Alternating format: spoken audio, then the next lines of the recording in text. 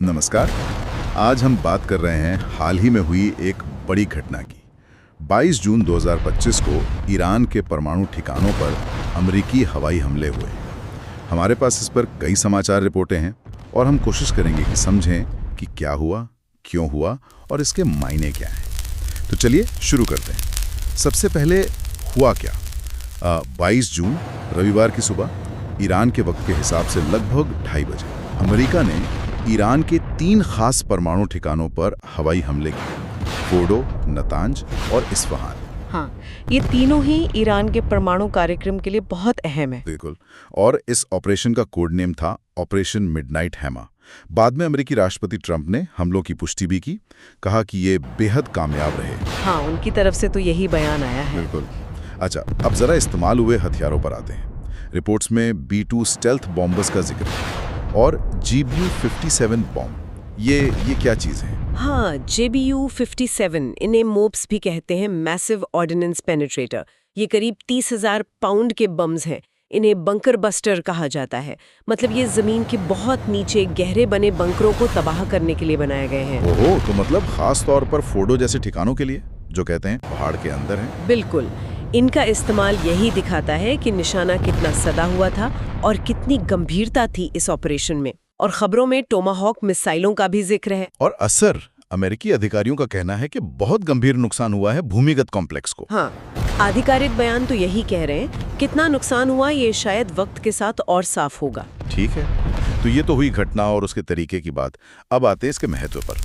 ये हमला इतना खास क्यों है? देखिए, ये इसलिए बहुत खास है क्योंकि जो मौजूदा इजराइल ईरान तनाव चल रहा है, उस संदर्भ में ये पहली बार है जब अमेरिका ने सीधे ईरान की जमीन पर सैन्य कार्रवाई की है। हाँ, 13 जून के इजरायली हमलों के बाद ये एक बड़ा कदम है अमेरिका की तरफ से। बिल्कुल।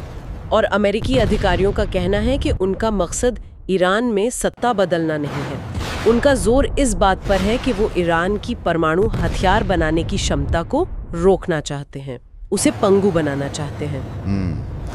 लेकिन क्या इस दावे पर यकीन किया जा सकता है, खासकर मौजूदा माहौल में? ईरान के लिए शायद मुश्किल होगा। ये दिखाता है कि तनाव किस हद तक बढ़ चुका है। और ऐसे हमलों के साथ जोखिम भी तो जुड़े होते हैं। क्या क्या खतरे हो सकते हैं? खतरे तो कई हैं। सबसे पहला और सीधा खतरा है तनाव का और बढ़ना। हो सकता है ईरान या उसके समर्थक गुट अमेरिकी सेना या उसके ठिकानों पर जवाबी कार्रवाई करें। हाँ, ये तो एक बड़ा खतरा है। फिर स्ट्रेट ऑफ हॉर्मूज का मसला है। वो दुनिया की तेल सप्लाई के लिए कितना जरूरी है हम जानते हैं। वहाँ कोई भी गड़बड़ी होती है तो उसका असर पूरी दुनिया की अर्थव्यवस्था पर पड़ेगा। और क्या कोई और बड़े खतरे हैं, जैसे विकिरण या फिर? हाँ, चिंताएं वैश्विक स्तर की भी हैं। परमाणु ठिकानों पर हमला हुआ है तो रेडिएशन लीक का एक संभावित खतरा हमेशा रहता है। हालांकि अभी तक ऐसी कोई खबर नहीं है। और सबसे बड़ी चिंता ये है कि कहीं ये एक सीमित कार्रवाई एक बड़े फुल स्केल युद्ध में ना बदल जाए। सही कहा। अच्छा, दुनिया भर से प्रतिक्रियाएं कैसी आ रही हैं? ईरान ने क्या कहा है? ईरान की प्रतिक्रिया उम्मीद के मुताबिक काफी तीखी है। उन्होंने हमलों की कड़ी निंदा की है, इसे अंतर्राष्ट्रीय कानून का खुला उल्लंघन बताया है और एक बड़ी चेतावनी दी है। चेतावनी? कैसी चेतावनी? उन्होंने कहा है कि अगर दोबारा हमला हुआ तो इसे पूर्ण युद्ध माना जाएगा। ये बहुत गंभीर बयान है। बिल्कुल। और बाकी देश, अमेरिका के सहयोगी क्या कह रहे हैं? सहयोगियों में थोड़ी मिलीजुली प्रतिक्रिया है। कुछ देशों ने हमलों का दबे सुर में समर्थन किया है, शायद ईरान के परमाणु कार्यक्रम की चिंताओं को देखते हुए।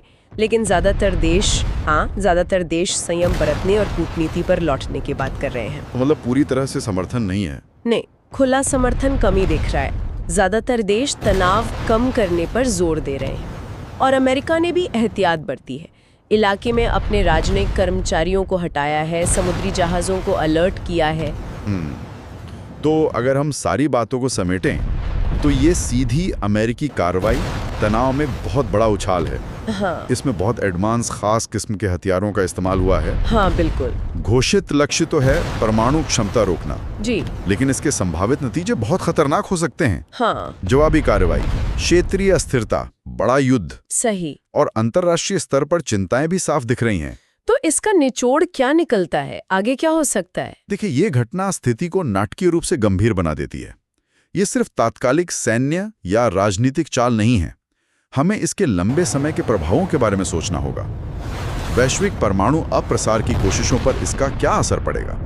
जब एक देश के परमाणु कार्यक्रम के खिलाफ सीधी सैन्य कार्रवाई होती है तो ये भविष्य के लिए क्या नज़ीर पेश करता है, ये एक बहुत अहम सवाल है। हाँ, और क्या ये कदम वाकई परमाणु प्रसार को रोकेगा या अनजाने में इसे और बढ़ावा दे देगा?